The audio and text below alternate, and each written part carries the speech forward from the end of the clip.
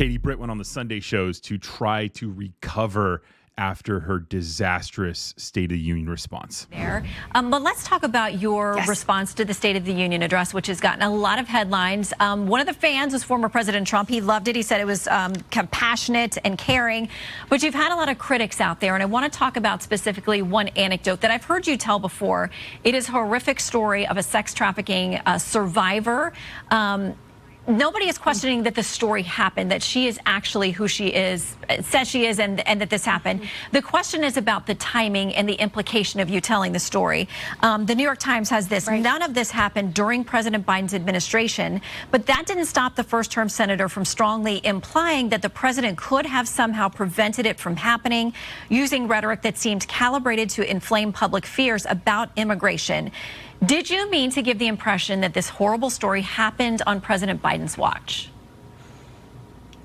No, Shannon, look, I very specifically said this is what President Biden did during his first 100 days.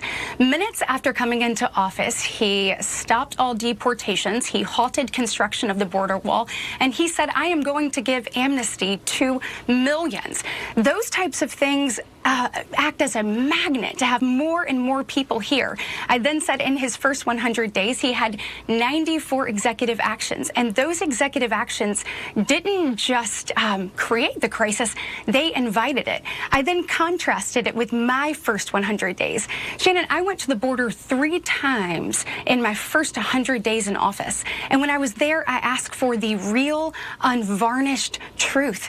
I wanted to sit down, I asked the Border Patrol agents, I asked the people there, I asked the victims, previous victims of drug cartels, tell me what it's like, tell me what we need to do, tell me what we need to know.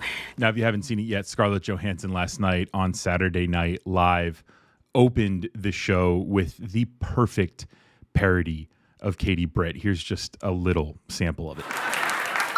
Worried about the future of our children, and this is why I've invited you into this strange, empty kitchen. Because Republicans wanted me to appeal to women voters, and women love kitchen. Kitchens are where families have the hard conversations, like the one we'll have tomorrow about how mommy freaked out the entire country. So if you're Katie Britt, the world is watching you basically fall apart, and this pathetic response was kind of what you would expect from someone who would go in front of the world and lie. She just completely ignored the question from this Fox News host and just started rambling all about her first year in office, how she went down to the border 3 times and she spoke to people down there. And guess what Katie Britt wanted? She wanted the unvarnished, what did she call it? It was the unvarnished, I think the real truth. The real unvarnished truth. That's what Katie Britt wanted when she went down to the border. But she didn't want to give that to the American people. Right? Only Katie Britt gets the unvarnished truth. The rest of America, well, you get kind of obfuscation and you kind of get lies. Because Katie Britt doesn't care. She wants power. She fits perfectly in with the Republican Party. You'll lie. You'll say anything. You'll do it for power. And when you're caught doing it, you'll never back down. You'll never give in. You'll never apologize. You were never wrong in the first place. This is also kind of happening with women in the Republican Party a lot because Republicans have this, problem with half of their electorate because they decided to try to roll back their rights.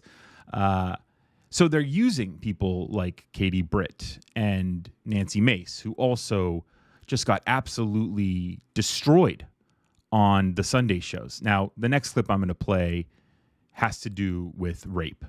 So just a heads up. This morning, and you've endorsed Donald Trump for president. Judges and 2 separate juries have found him liable for rape and for defaming the victim of that rape. How do you square your endorsement of Donald Trump with the testimony we just saw? Well, I will tell you, I was raped at the age of 16. And any rape victim will tell you, I've lived for 30 years with an incredible amount of shame over being raped. I didn't come forward because of that judgment and shame that I felt. And it's a shame that you will never feel, George. And I'm not going to sit here on your show and be asked a question meant to shame me about another potential rape victim. I'm not gonna do that. It's actually not about shaming you. It's a question about Donald Trump. No, you are shaming me. You've endorsed Donald Trump for president. Right. Donald Trump has been found liable for rape by a jury. Donald Trump has been found liable for defaming the victim of that rape by a jury. It's been affirmed by a judge. It was not a criminal court case, number one. Number two, I live with shame.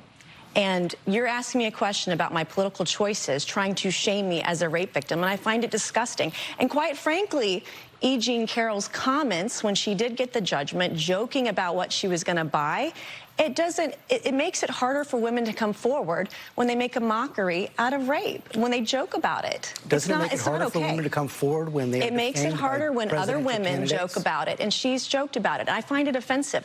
And I also find it offensive that you're trying to shame me with this question. I'm not trying to shame you at all. In fact, I have dealt with this for 30 years. You know how hard it was to tell my story 5 years ago when they were doing a fetal heartbeat bill and there were no exceptions for rape, incest, or rape or incest in there? I had to tell my story because no other woman was coming forward. No rape victims were represented. And you're trying to shame me this morning. I'm just asking. And I find it offensive, and this is why women won't come forward. Women won't come forward because they're defamed by those who perpetrate rape.